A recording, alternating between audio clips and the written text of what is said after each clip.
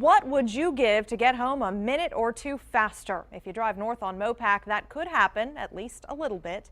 Starting today, the speed limit on MoPac north of US Highway 183 will go back up to 65 miles an hour. Remember, it was down to 55 while crews work on a new toll lane.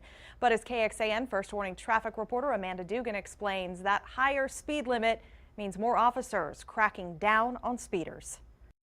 Today, Chief Arda Sovedo and MoPac officials talked about speeding concerns, drunk driving, and distracted driving along this stretch of roadway. The big change drivers will notice: the speed limit on MoPac is going back up to 65 miles an hour north of 183, at least when construction workers aren't out there. Still, officials in charge say commuters need to pay attention. Whenever they close lanes, speed limits drop back down to 55 miles an hour. The lower speed limit is meant to keep workers safe as they install a new toll lane. And so don't tell us it's a speed trap. Don't tell us it's about making money. It's about saving lives and getting these men and women home, and getting the men and women that are driving through here home.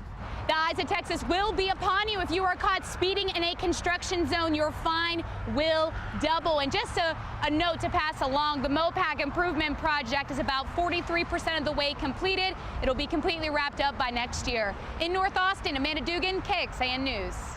And Amanda will help navigate through your morning commute. Watch her First Warning traffic each morning on KXAN News Today. That starts at 4:30. You have probably seen signs that say fines double when construction workers are present, but what does that mean in dollars? Well, in the past year, police issued about 14,000 speeding tickets on MoPac, close to 4,600 in the construction zone. We got a copy of the officers' ticket books, which spell out the costs.